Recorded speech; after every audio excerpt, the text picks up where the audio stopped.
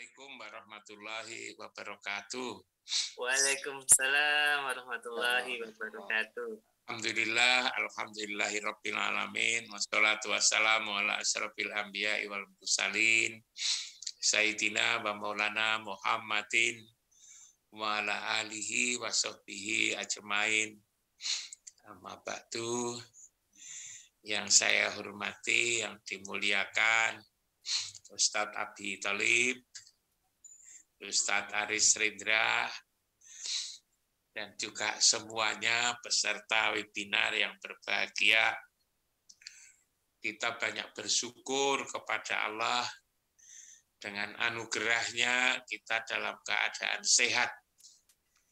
Sholawat dan salam kita persembahkan ke hadapan ikutan kita Muhammad Rasulullah Sallallahu Alaihi Wasallam yang telah mengeluarkan umatnya dari kegelapan kepada yang terang benderang, minadzulumat ilan nur, dari keadaan gelap kepada keadaan yang penuh cahaya, petunjuk hidayah sebagaimana yang kita rasakan selama ini.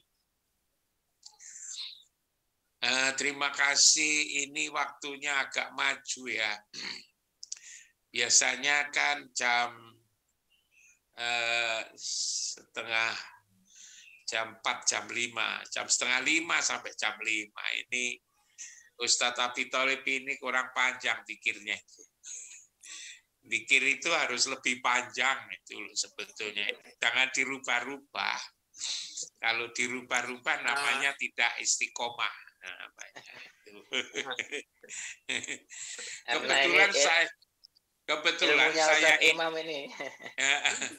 Kebetulan saya ini di Makassar sebetulnya. Saya di ujung pandang sekarang ini, baru datang. Terus saya ingat-ingat, ya itu kan minggu pertama saya sudah sanggup istiqomah gitu. Kebetulan saya juga ketemu Pak Muzayyin namanya. Pak Muzayyin itu ketua PKS Sulawesi Selatan. Pak Muzayyin itu ketua PKS Sulawesi Selatan. Beliau menjadi wakil ketua DPRD Provinsi Sulawesi Selatan. Beliau punya lembaga pendidikan maju. Lalu kemudian kepingin maju lagi.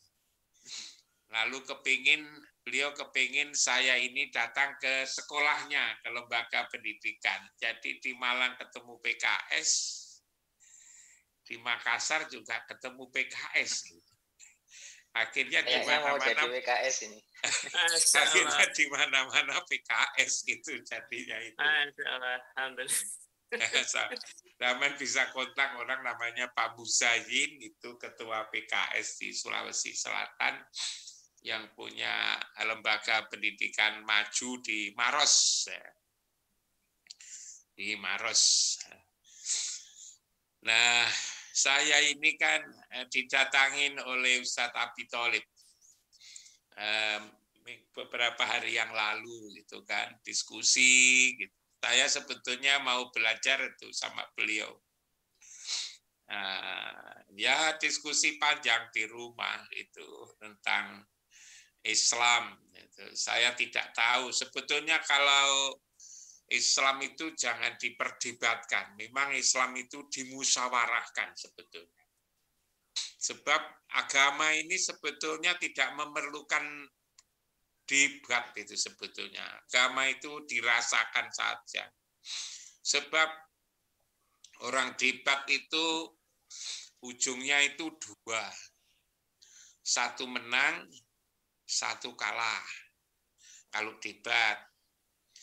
Yang menang itu biasanya lalu sombong karena menang. Yang kalah itu kecewa. Kecewa dan sombong. Dua-duanya adalah hal yang tidak disukai oleh Islam sebetulnya. Islam itu datang di muka bumi itu untuk menghilangkan kesombongan itu, menghilangkan kekecewaan itu agar hidup damai. Maka lalu kemudian dikatakan di dalam Al-Quran wala tanaza'u fatafsalu wa tadhabari hukum fasbiru innallaha ma'as-sabirin, kan itu. Jadi debat itu tidak boleh, jangan berbantah dalam agama.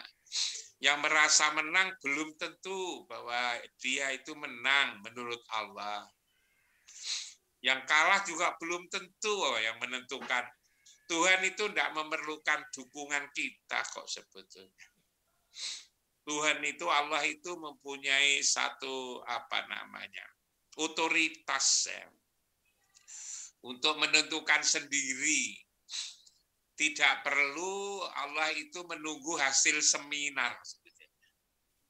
Walaupun kita seminar tentang agama, ya itu untuk kita aja, itu tidak ditunggu hasilnya oleh Tuhan, itu enggak. Tidak lalu menunggu hasil diskusi, tidak menunggu hasil tidak nunggu, itu punya wong kita ini kayak dikatakan oleh Ustadz Abi Tholib itu kan kita itu milik Tuhan gitu. Tuhan tidak berpengaruh dengan diskusi kita, dengan debat kita, dengan seminar kita gitu kan, dengan tidak mengaruh sama sekali. Kita ini sangat tergantung, sedangkan Tuhan itu, Allah itu yang maha penentu sebetulnya di situ.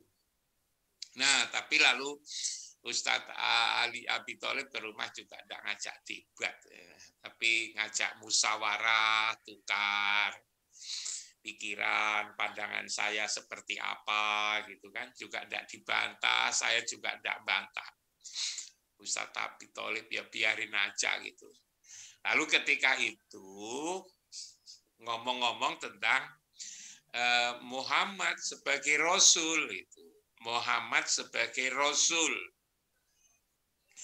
Bukan berdiskusi tentang Muhammad dari sisi tubuh putranya Abdullah dan Aminah itu yang sudah wafat dimakamkan di Masjid Nabawi itu, tapi adalah bicara tentang yang lebih bersifat ruhaniyah.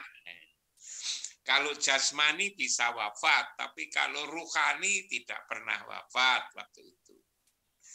Kalau ruhani itu disebut kembali, disebut pulang. Kalau orang Jawa mengatakan kundur, mantuk, wangsul. Kalau Quran mengatakan rojiun. Sehingga lalu kemudian ada innalillahi wa inna ilaihi rojiun. Rojiun, itu kan. Ruhnya itu kembali. Kembali kemana? Itu kan.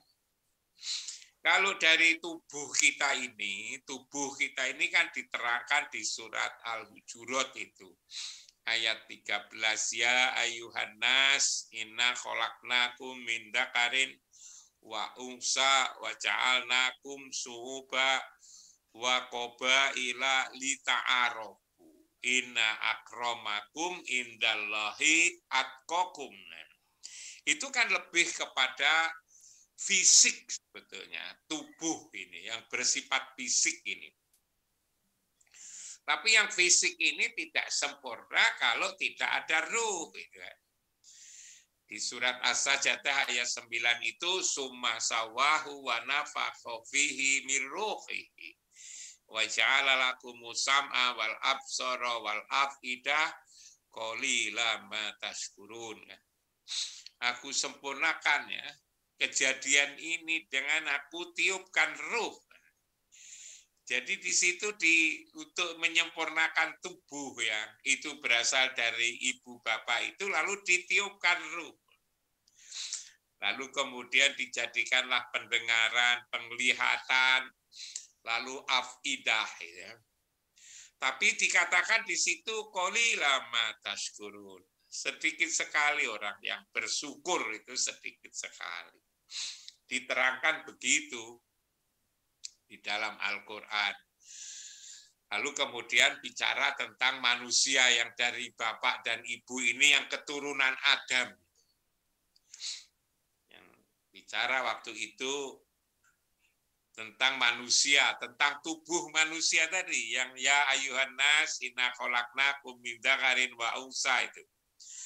Dan seterusnya itu. Yang dari tubuh itu. yang tubuh ini, tak bilang sama si Ustadz Abu Thalib, janganlah kita ini menjadi manusia, saya bilang begitu. Janganlah kita ini menjadi manusia. Mohon Ustadz Abu Thalib ngajak manusia itu menjadi umat Muhammad, saya bilang begitu waktu itu. Jangan kita ini tetap menjadi manusia. Manusia itu termasuk juga umat manusia. Jangan kita ini menjadi umat manusia, menjadi umat manusia. Itu tidak menyenangkan sebetulnya manusia itu. Coba kita lihat sekarang ini. Kita sendiri, kanan kita sendiri, lingkungan kita. Coba bagaimana sifat-sifat manusia itu. Sifat-sifat manusia itu. Kalau di Quran itu dijelaskan itu. Manusia itu disebut dengan sebutan insan. Dulu juga pernah saya sampaikan ya. Manusia itu disebut dengan istilah insan. Disebut dengan anas, disebut dengan al-basar, disebut dengan Bani Adam. Nah, disebut insan itu konotasinya selalu jelek. Karena itu jangan jadi manusia, jangan jadi umat manusia. Dari mana ketahuan jelek? Itu diterangkan di ayat-ayat Quran itu. Innal insana li rabbihi lakanut. Manusia itu kepada Tuhannya saja itu ingkar ya. Jadi ingkar itu adalah ciri manusia sebetulnya itu. Suka mengingkari. Manusia itu kalau diajak itu malah tidak mau. Tapi kalau dilarang itu malah mau. Coba manusia itu sama ajak, kan tidak mau. Tapi kalau dilarang itu mau. Subhanallah, saya bukan lalu kemudian terlalu menjelekkan manusia ya. Saya itu pengalaman kecil. Pengalaman saya waktu kecil. Kira-kira 3 kilometer dari rumah saya itu ada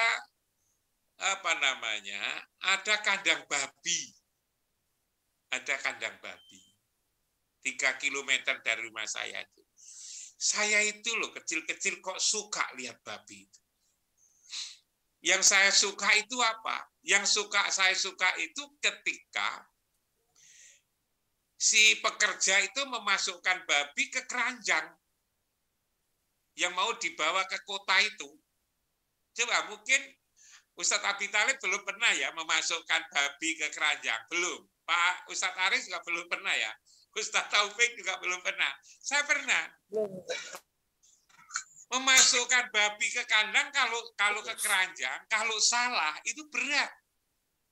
Sebab babi itu kalau didorong itu mundur. Tapi kalau ditarik ekornya itu malah maju. Karena itu cara memasukkan babi di keranjang, itu keranjang diletakkan di hadapan babi itu. Lalu kemudian ekornya ditarik, lalu dilepas, nanti lalu masuk sendiri. Tapi kalau didorong pantatnya, itu mundur-mundur, tidak jadi masuk. Subhanallah, saya teringat manusia itu apa seperti ini, pikiran saya. Kalau didorong malah mundur, kalau ditarik itu malah maju. Saya tidak mengatakan sama dengan babi itu saya. Tapi kok ada kemiripan gitu loh. Ini terbatas saja, jangan diomongkan di mana-mana. Nanti kalau diomongkan di mana-mana, saya dikira menghina manusia itu. Padahal saya sendiri juga manusia itu. Mungkin saya sendiri juga gitu. Kalau diajak jadi PKS nggak mau. Tapi kalau dilarang malah mau, kira-kira begitu. Jadi, jangan ikut Ustaz. jangan loh. Jadi kalau sebagai manusia itu kira-kira begitu ya. Nah itu salah. Makanya innal insana li rabbihi lakanut. Kepada Tuhan saja ingkar. Innal insana la yatgha. Manusia itu selalu berlebih-lebihan, melampaui batas. Cobalah wong tahu bahwa kebutuhan manusia itu sebetulnya kan sedikit sekali. Tapi manusia itu merasa kebutuhannya itu terlalu banyak. Sampai lalu kemudian membuat teori ekonomi itu. Teori ekonomi mengatakan bahwa fasilitas yang diberikan oleh Tuhan itu, oleh Allah itu terbatas.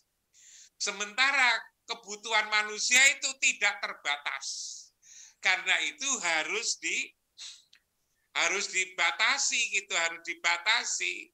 Harus ada upaya-upaya bagaimana agar manusia itu tidak seperti itu, kebutuhannya tidak terbatas. Padahal sebetulnya kebutuhan manusia itu terbatas. Justru fasilitas yang diberikan oleh Allah kepada kita ini tidak terbatas. Teori ekonomi itu kebalik loh sebetulnya kalau kita renungkan itu. Kebutuhan kita ini terbatas, fasilitas yang diberikan oleh Allah kepada kita ini tidak terbatas. Mestinya begitu, teori ekonomi itu. Dirubah itu.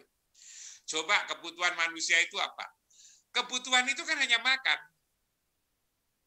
Makan kita itu berapa itu? Makan kita itu, satu piring sekali makan, itu hanya 1/12 kilo. 1 kilo itu kalau sampean masak, itu jadi 12 piring. 1 kilo itu. Jadi kalau itu 1 bulan, berarti memerlukan 30 piring, 90 piring. 90 piring itu dibagi 12 berapa? 90 itu. 7 kilo sebetulnya. Kita ini 7 kilo, karena itulah dulu tunjangan beras PNS itu hanya 8 kilo, itu memang sudah cukup. Kalau lalu kemudian 1 bulan itu 1 kilo, berarti 1 bulan itu hanya 7 kilo, itu kalau 12 bulan itu kan hanya 1 kintal. 1 kintal aja lebih. 1 tahun, 10 tahun, itu kalau tidak salah hanya 1 ton butuhnya itu. Kalau umur kita 60 tahun atau 70 tahun, berarti seumur hidup, coba sama hitung nanti, hanya butuh 7 ton. Seumur hidup, Ustadz Taufik, sampean itu hanya memerlukan 7 ton beras. Untuk makan cukup. Nah, padahal kalau kita punya sawah 1 hektar, ditanami sekali saja, panennya sudah 7 ton. Berarti sebetulnya kebutuhan kita itu sangat sedikit. Selain itu lalu kemudian rumah. Rumah itu kan hanya 1 aja cukup. Pakaian itu cukup, itu 2-3 lembar cukup itu untuk banyak-banyak untuk apa? Sehingga kebutuhan kita yang terbatas. Sebagai bukti bahwa 1 bulan itu hanya memerlukan beras 2,5 kilo. 1 bulan itu hanya memerlukan 7,5 kilo. 1 bulan puasa itu kan kita tidak makan hanya sekali. Bulan puasa itu tidak makan hanya sekali, siang aja. Pagi kan itu sahur. Lalu sore maghrib kan kita makan. Yang tidak makan siang. Berarti yang tidak kita makan itu hanya 30 piring. Makan siang itu. Makan siang itu kan hanya 30 piring. 30 piring itu sama dengan 2,5 kilo. Yang tidak kita makan pada bulan puasa itu hanya 2,5 kilo. Disuruh menggunakan untuk zakat fitrah. Coba. Gitu kan? Sedikit sekali kebutuhan kita itu, sedikit sekali sebetulnya. Tapi coba sama lihat manusia itu. Ada yang punya mobil itu sampai 4 sampai 5. Ada rumah itu 5, 6, 7. Ada punya tanah itu ada orang yang perlu 100 meter aja tidak tekanan, ada yang ribuan hektar coba.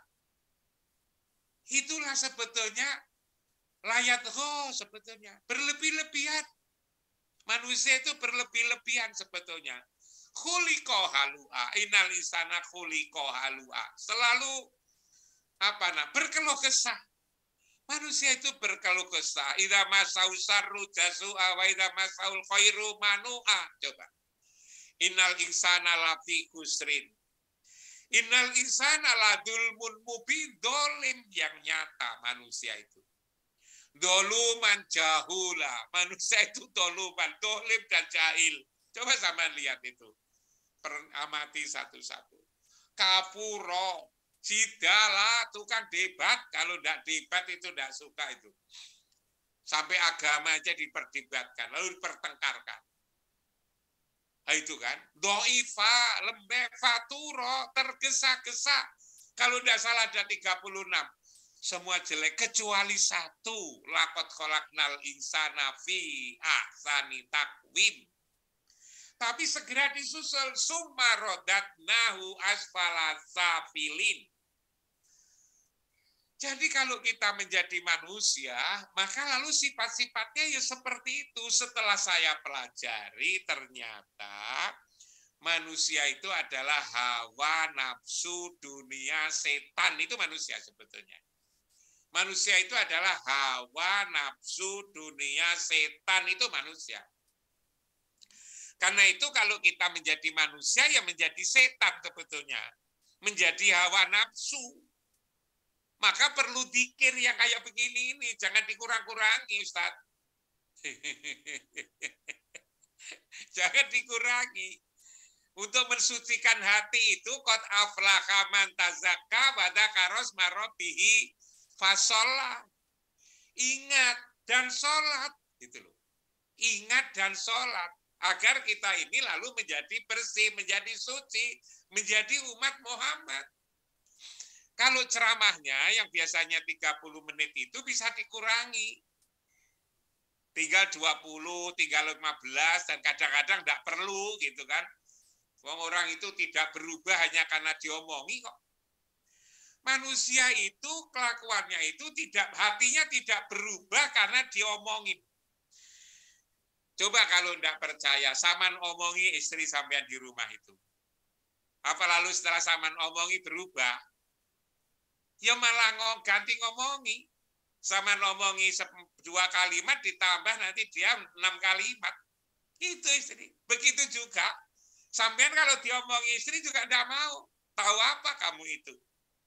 Masih awal-awal masih suka gitu. Kayaknya sayang-sayang, ya sayang, ya sayang. Tapi kalau sudah mulai punya anak, walaupun diomongi angel banget, karena manusia itu sebetulnya punya watak dasar tidak mau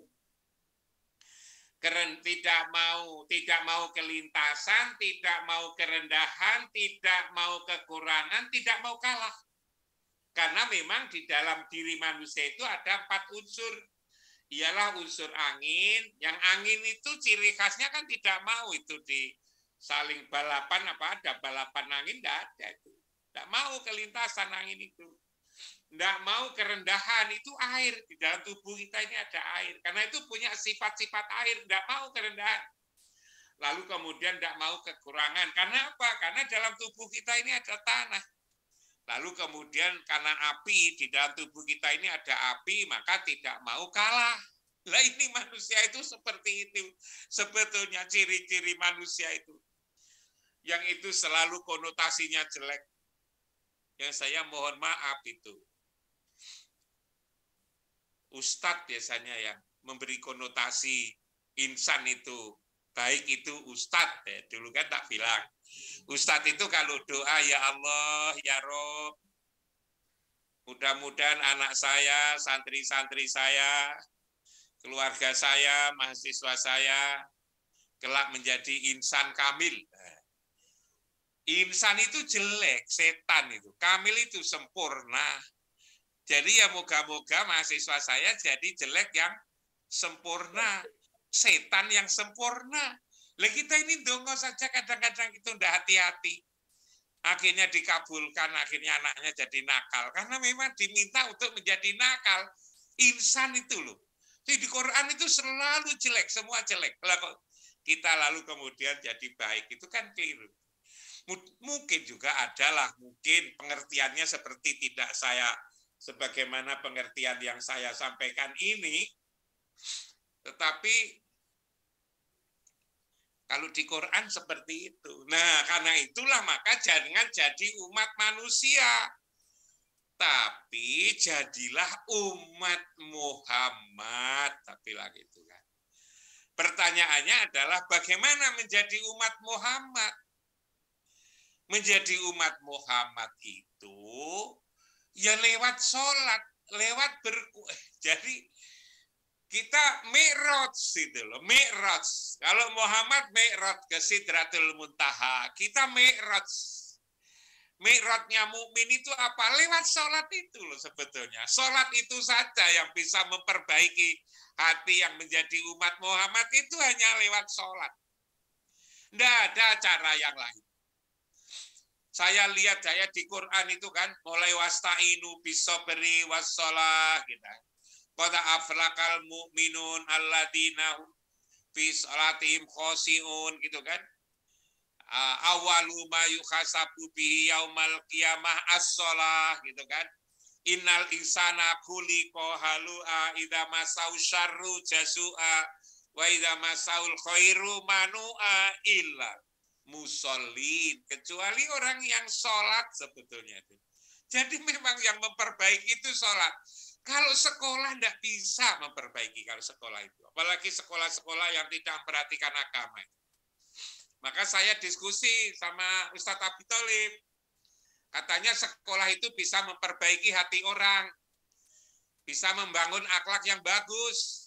Kalau bisa membangun akhlak yang bagus, mestinya yang jujur itu adalah S3. Tapi ternyata kenyataan yang jujur bukan S3, tapi malah anak TK. Anak TK itu loh jujur banget. Tapi kalau S3 belum tentu. Coba anak TK itu sama tanya jujur, sangunya berapa? Siapa 5.000? Angkat tangan. Yang angkat tangan. Nanti lihat sakunya 5.000. Yang 10.000 siapa angkat tangan? Ya 10.000 angkat tangan. Isinya sakunya 5.000, 10.000. Tapi coba kalau S2, S3 itu. Sama kan mimpin proyek. Potong ini, potong ini, potong ini, potong semua. Itu potong semua. Itu kalau S2, S3. Kalau anak SD, SMP, SMA itu paling banter nyimpangnya nyontek. Nyontek aja. Dijaga-jaga kalau ujian nasional kayak gitu itu agar enggak nyontek. Kalau S2, S3 pada nyontek? Tidak, tapi copy paste. Nah, itu kan lebih parah itu kan. S2, S3 itu copy paste. Parah itu. Jadi tidak lalu menjadi bagus. Lalu caranya gimana? Sholat. Sholat itu saja sebetulnya. Hanya memang sholat yang seperti apa gitu kan. Yang menjadi umat Muhammad itu sholat seperti apa gitu. Ternyata itu adalah sholat yang khusyuk. Sholat yang khusyuk itu seperti apa gitu kan. Nah di Quran itu wasta'inu bisobri wassalah wa innaha lakabiratun illa alal khosiin. Khosiin khusyuk itu seperti apa? Diteruskan di situ alladzina yadunnuna annahum mulaku rabbihim wa annahum ilaihi rajiun, gitu kan? Jadi sholat itu adalah yang merasa ketemu Allah, ketemu Tuhan. Itu yang menjadikan ini. Karena itu pikir itu, ingat pikir itu kan ingat tadi. Ingat, qad aflaha man tazakka wa dzakara asma rabbih fashala, ingat dan salat. Ustadz Abi Tholib tadi adalah ngajak kita itu ingat. Ngajak itu kita itu ingat. Ingat Allah diterangkan tadi, semua itu Allah. Jangan dipuji. Jangan berharap dipuji, jangan berharap disanjung, jangan yang punya puji itu hanya Allah. Kan begitu tadi dikatakan, saya dengar itu. Memang iya benar itu. Memang itu benar. Jadi kita mesti nyambung lewat sholat, sholawat. Itu kan nyambung itu. Nyambung kepada siapa? Nyambung kepada Rasulullah, nyambung kepada Allah. Nyambung kepada Rasulullah itu sholawat itu nyambung kepada Allah. Rasul kepada Allah. Hanya memang menurut keyakinan saya yang saya sampaikan kepada Ustadz Abi Thalib itu di rumah, kita ini tidak bisa nyampe kepada Allah itu tidak bisa sebetulnya. Bayangkan Allah itu tidak bisa sebetulnya. Bayangkan saja. Dan kalau kita mengatakan berhasil mampu membayangkan Allah, itu sebetulnya yang kita bayangkan itu bukan Allah sebetulnya itu. Yang kita bayangkan itu sebetulnya bukan Allah. Sebab Allah tidak bisa dibayangkan. Itulah sebabnya saya pernah Ustaz Abi Thalib, saya itu dijak diskusi oleh para pendeta. Lebih dari 30 orang. Saya diajak ke gereja untuk berdiskusi itu. Pendeta-pendeta itu dari Aceh Singkil, dari Medan, lalu dari Palembang, dari Jakarta, dari Semarang, dari Surabaya. Yang Muslim itu hanya saya sendiri. Lalu kemudian mereka itu ingin bicara dari hati ke hati. Tidak perlu, lalu kemudian ingin buka literatur, lalu kemudian buka buku-buku, tidak perlu. Yang secara alamiah kita pahami seperti apa. Mereka mengatakan kami ini sebetulnya, dia bilang, kami ini sebetulnya itu tertarik ya untuk tahu. Tapi kalau saya itu bertanya seringkali disebut, kami ini membantah, mengolok-olok, merendahkan, lalu emosi. Ini pupung Prof. Imam itu bisa mendengarkan suara kami, alangkah baiknya kalau kami dikasih peluang untuk bertanya. Pertanyaan kami ini bukan untuk merendahkan, pertanyaan kami ini bukan untuk menjelekkan, menyalahkan, bukan, kami semata-mata untuk tahu. Tapi kalau Prof. Imam nanti tanya kepada kami juga ingin jawab, dia bilang. Apa pertanyaannya itu? Yang tadi saya katakan tentang Allah tadi. Dia komentarnya tentang Islam itu apa?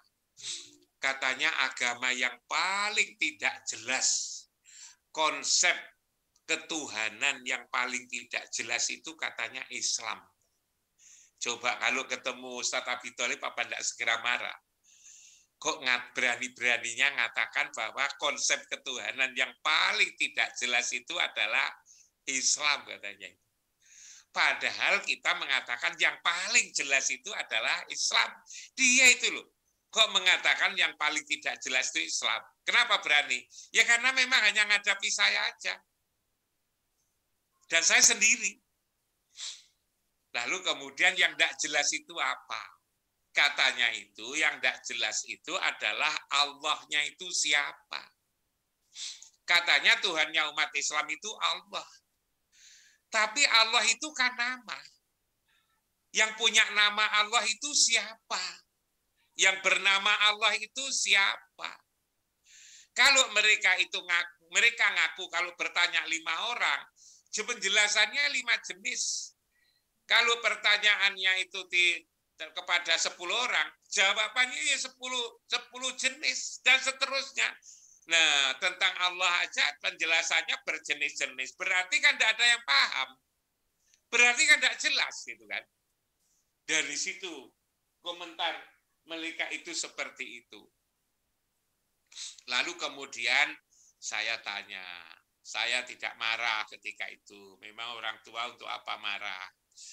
Saya lalu kemudian mengatakan, jangan-jangan yang tidak jelas itu adalah bukan hanya Tuhan umat Islam, tapi sampean itu jangan-jangan juga tidak jelas. Sampean itu siapa? Saya bilang itu kan. Sampean kan pendeta, tapi pendeta sampean itu loh siapa? Jangan-jangan sampean tidak jelas.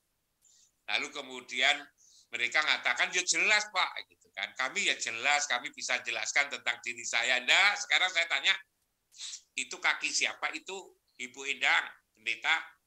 Ya kaki saya. Itu tangan siapa? Tangan saya. Itu perut siapa? Perut saya. Mata, telinga, hidung siapa? Mata, telinga, hidung saya. Kepala saya, Pak. Kepala saya. Nah, saya yang punya kaki, yang punya tangan, yang punya mata, yang punya telinga itu mana? Tadi kan kaki saya, bukan saya kaki. Tadi kan ngomong tangan saya, bukan saya tangan. Tangan saya. Lah saya yang punya tangan itu mana? Mulai bingung.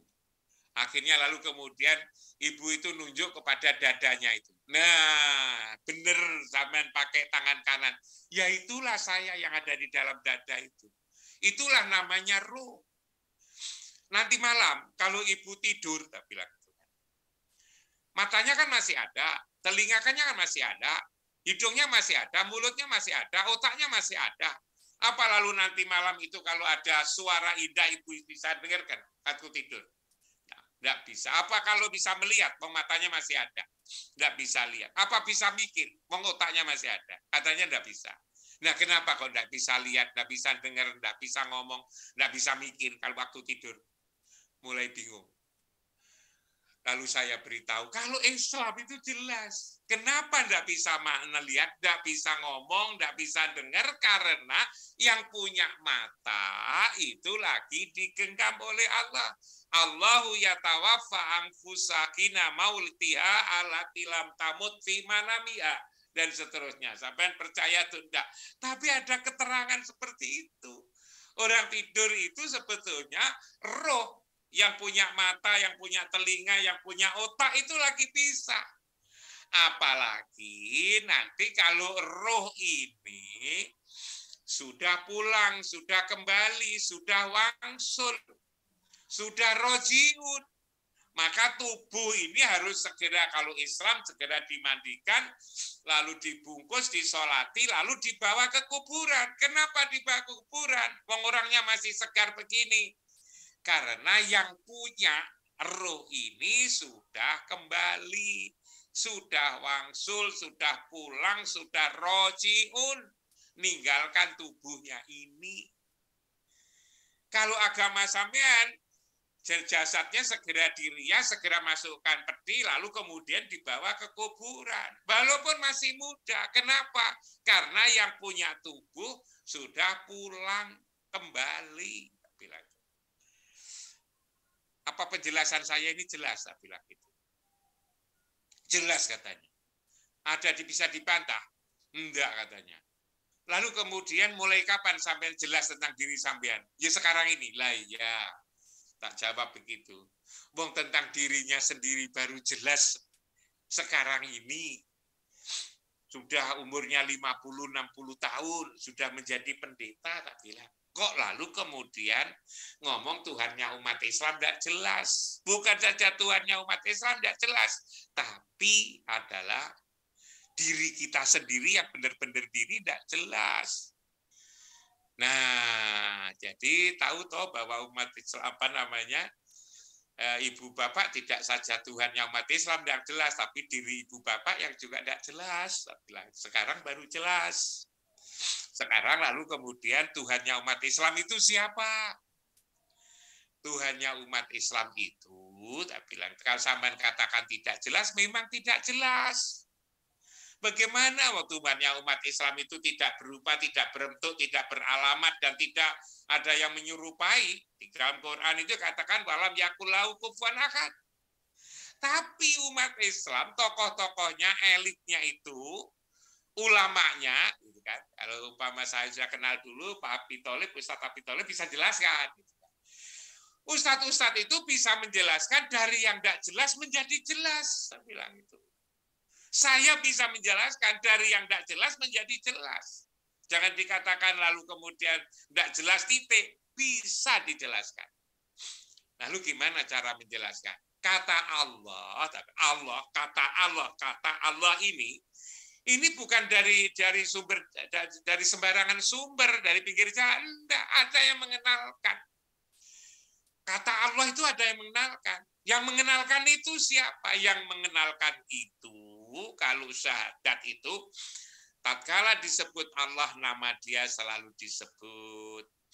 Tatkala di Quran Allah dan Rasul-Nya, tatkala ada tulisan Allah, ada tulisan Muhammad, dia itu yang mengenal Allah, yang tahu rahasianya Allah itu, beliau itu. Karena itu maka mencari Allah, yang mencari yang dengan Allah, yang bersama Allah. Siapa itu? Muhammad. Tapi ini jangan dimaknai fisik, ini adalah ruhani. Cari Muhammad. Lah Muhammad itu di mana? Muhammad itu jasmaninya, jasadnya ada di Madinah. Dimakamkan di Masjid Nabawi. Tapi agama itu urusan ruhani. Ruhaninya di mana Muhammad ruhaniyahnya ini? Kalau ahli tasawuf mengatakan abul arwah itu ada di mana? Abul arwah itu di Quran dikatakan la uqsimu bihadzal balad wa anta khilum bihadzal balad wa walidi wa mawalad, di tempat yang mulia itu. Tempat mulia itu disebut oleh semua kitab suci. Taurat menyebutnya jantung alam, Zabur menyebutnya pusat dunia, Injil menyebutnya sumbu alam, Quran menyebutnya itu rumah Allah atau Baitullah. Karena itulah maka umat Islam di seluruh dunia ini kalau mau menyembah Allah, menghadap ke tempat yang mengenalkan Allah itu ialah Muhammad yang ada di Baitullah. Menghadap ke situ. Yang timur menghadap ke barat, bahasanya Malaysia, Singapura, Filipina ke barat, lalu yang Eropa menghadap ke timur, Rusia menghadap selatan, yang Yaman menghadap ke utara, menghadap ke situ. Tidak ada masjid di seluruh dunia itu, masjid di seluruh dunia yang tidak menghadap ke situ, tidak ada. Semua menghadap situ. Hanya lalu kalau sampean mengatakan tidak jelas, keliru. Bahkan sampean juga kalau punya tempat ibadah, gereja itu tidak menghadap ke satu tempat. Kalau Islam menghadap ke satu tempat. Kalau saya di kampung saya ada gereja itu menghadap kemana? Menghadap ke arah jalan. Kalau jalannya mujur ngidul gitu ya ngadap ngetan atau ngulon. Kalau jalan ngadap mujur ngulon ya ngalur utara sama selatan. Berbeda dengan masjid, menghadap semua ke tempat ini. Ada pusat ini. Agar lalu kemudian ketemu utusan Allah secara ruhaniah. Nah, orang yang selalu ketemu menghadap ke tempat di mana Rasulullah itulah, maka menjadi umat Muhammad, namanya mukmin. Bahkan hatinya lalu menjadi damai. Kenapa hatinya damai? Karena ketika kita berada di Baitullah itu, karena Baitullah itu, maka lalu kemudian wanaza'na ma fi sudurihim min ghilin, aku cabut apa yang ada di dalam dada ini min ghilin. Penyakit iri, dengki, takabur, dendam dan seterusnya itu di mana? Tajri min tahtihal anhar, di tempat yang di bawahnya mengalir sungai. Dan karena dicabut maka sehat. Karena sehat maka sholat, inna sholata tanha anil fasa wal munkar. Itu cara menjadi umat Muhammad adalah lewat sholat, lewat nyambung. Sholat 5 waktu, sholawat yang dipimpin oleh Ustadz Abi Tholib dan seterusnya. Tadi itu sebetulnya ingin menjadi umat Muhammad. Ustadz Abi Tholib tadi sebetulnya ngajak kita semua ini untuk menjadi umat Muhammad. Menjadi bersama Muhammad itu, ngikut Muhammad. Kul in kuntum tuhibbunallah fattabi'uni. Siapa yang ingin disayang oleh Allah, ikuti saya, fayaghfir lakum dzunubakum wallahu ghafurur rahim. Itu pemahaman saya. Waktunya sudah kasep, ini sudah terlambat. Mungkin nanti diteruskan bulan depan ya, diperjelas kalau sudah ada pertanyaan-pertanyaan. Nah itu saya senang sekali itu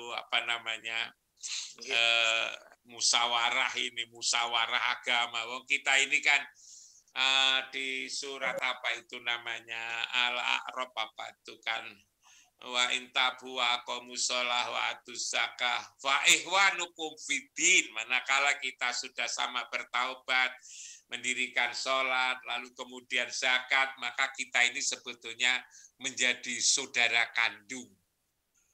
saudara kandung dalam beragama. Saya dengan Ustadz Abi Tholib itu secara biologis ada hubungan saudara.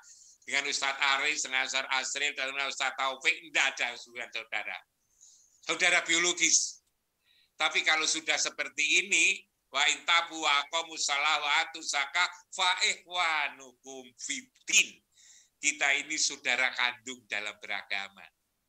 Karena itulah maka saling wasiat mewasiat, saling kayak begini ini menjadi penting karena kita semua ini sudah menjadi saudara kandung dalam beragama. Bukan saudara kandung saja dalam biologis, bukan itu, tapi saudara kandung dalam beragama. Ini satu hal yang tinggi sekali nilainya. Saya kira itu karena waktunya sudah di sini sudah harus lewat sholat maghrib nanti kasep nanti saya itu. Makanya mohon maaf, terima kasih Ustadz Abi Tholib, Ustadz Asril, Ustadz Taufik, Ustadz Aris Reda, bahwa sholat itulah sebetulnya mi'rajnya kaum mukminin. Mukmin untuk meraih derajat menjadi umat Muhammad.